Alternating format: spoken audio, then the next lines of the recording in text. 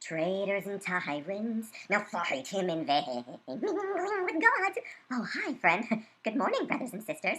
I am so excited that I have an opportunity to talk to you today. Our theme, yay, theme today is courageous figures in Mormon history. Mormons. Okay. I have been asked to talk about Martha Brotherton. Hi, Martha. Now, Martha was a sweet young gal who lived, well, she didn't live, but she was visiting her brother-in-law in Nauvoo.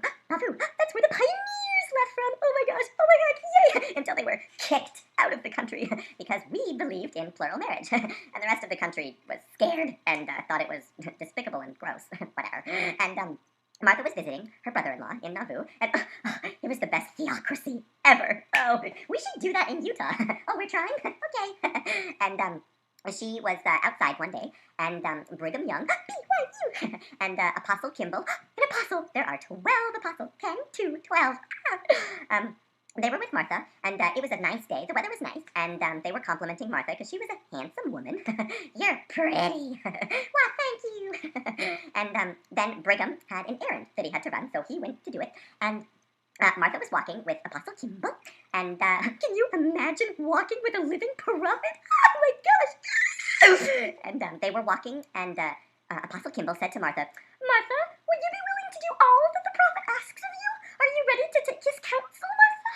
And Martha said she thought about all of the blessings that she'd had and how great the church was, because she loved the church. She was just awesome, and her faith was unshakable. And she said, why, yes, of course I am, because she knew that the prophet could never lead us astray, because the prophet said they can't, and they won't, and they don't, and they didn't.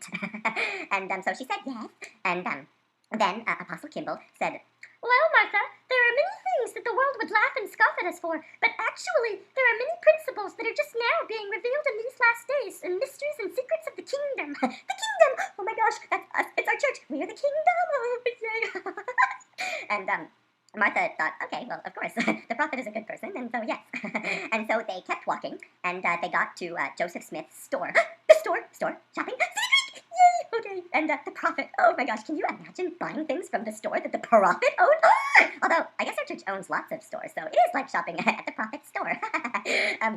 And they went into the store, and Brigham had returned. He had finished his errand, all done. And they took, Joseph was, the prophet, truly a man of God.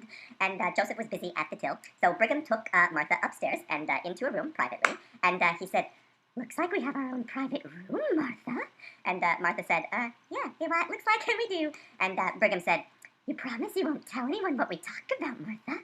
And Martha, thinking that something very sacred, was going to happen, said, of course. And then Brigham said, what are your feelings for me, Martha? And Martha thought, this is weird. And she said, oh, they're fine. I guess they're the same as they've always been. And Brigham said, what I mean is, Martha, if it were legal and right, would you marry me? And Martha freaked out. Oh my gosh, she was horrified and scared. Oh, she was scared, and she thought, deceivers, oh my gosh, all my faith, everything I believe in is just a fraud because these men are just perverts. And but she composed herself like good Mormon women do. Although if she had been a really good Mormon woman, she would have just obeyed, follow the prophet.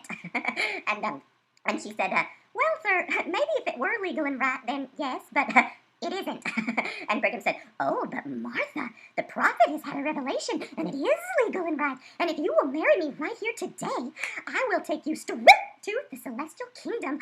Can you imagine? Oh my gosh, the celestial kingdom, straight there. And all you have to do is marry someone who's decades older than you. Oh, what a deal. Oh man.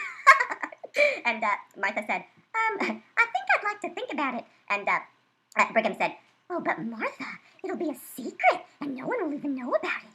And Martha said, I think I need to get permission and maybe pray about it before I, make a decision to get married forever. And Brigham said, oh, but Martha, aren't you of age? And Martha said, no, actually, I'm a teenager. And Brigham said, oh, it makes no difference, because no one will even need to know. And Martha said, no, I really, really want to talk to someone about it first, please. And Brigham realized that Martha was just not going to cooperate. And so he left the room, and he locked the door, of course, because you don't want her to run away from prophets. Don't run away from the truth. And the Mormon church is the truth. I have a testimony of Joseph Smith. And Brigham went downstairs to find the prophet. Yay! and he told the prophet what Martha was doing. It was very disappointing for her. And Joseph came upstairs, and he came into the room, and he said, "Oh, Martha, it's fine. Of course it's right. Of course it's good. So just go ahead and do what Brigham wants, okay? Just do whatever Brigham says. And besides, he is the best man in the world except for me," which is so true because Joseph Smith was the best man who's ever lived, ever. Yay! Oh, except Jesus, of course. We love Jesus. And Martha said, "I want to pray about it first, please. I'd like a little bit of time to think about this." She was just scared to death, and she just wanted to get away, but she was scared of what they might do to her if she said no, because these were powerful men. But they weren't in it for the power, or women. And Joseph said very shrewdly, "But Martha, nothing ventured, nothing gained." And then he said, "Besides, Martha, just go ahead and see how it works. And if it doesn't work out in a month or two, and Brigham doesn't do his duty, then just come back. And if he turns you off, I will free you and take you as my own, and I will turn you on." Yay! Okay. And then Martha said, "I really want to pray about it first, please." And they realized that Martha was just possessed by the devil or something because she wasn't doing what the prophet said. And getting married, which is just, "You want to get married? Yay! Oh my gosh." But they saw that she just wasn't going to do it. "And you have your free agency." Oh, such a drag. Oh, brother. And so Joseph, realizing that he had no choice, and this backfired because most women just said, "Okay." He said, "All right, Martha, you can go and think about it. Just two things first. First, don't fall into temptation now, will you?" And Martha said, "Oh, I won't fall into temptation, prophet." And then he said, "And the second thing is, don't tell anyone about our conversation, Martha, will you?"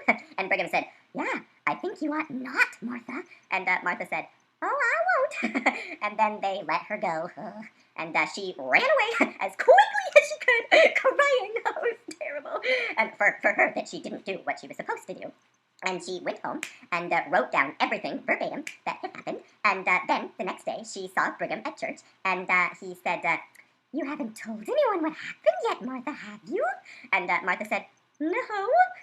And Brigham said, "Have you thought about the offer, Martha?" And Martha said, "Oh, not exactly." And then she left church. It's a bad thing to do. Oh, she left church. That is how we know that she was a bad person. Because who would want to leave church anyway? Church. Yay, I love church. But she left, and she took what she had written down of everything that had happened, and she found a justice of the peace, and she swore an affidavit, "I swear," and swearing is bad, oh, flip. And it was entered into the court system and public record. We did our best. We tried to lock this in our archives, but unfortunately, it was leaked somehow a long time ago, or it was before we locked it up or something. Why didn't we just burn it? I don't know. But she was a bad person, and the church began, and of course they continue to vilify her because she was horrible, and that is if you've heard about her, because most Mormons have not heard about her until perhaps just now. And never mind. And so that's the story, okay? The end. Wait, what? Why was I assigned to tell this story? I mean, I see the courage involved of an early Mormon, but I don't know if this is the perspective that we wanted. What is the point? There's a lesson. There's always a lesson. The lesson is, she lied. That's it. She lied. It was a lie. None of this was true. She gave up her family and her faith and everything that mattered to her because she was a mean, bitter woman, and she was a liar. She lied. So, just don't feel bad for her. She was not a victim. The only victims here were the prophet and Brigham Young. And now it's just fuel for the anti-Mormons. Oh, they're terrible people. We love them, though. Just come back to us. Otherwise, just go. If you regard us as a cult, then it's probably best that you just stay out of our lives. Okay. All right. Well, that's all. The end.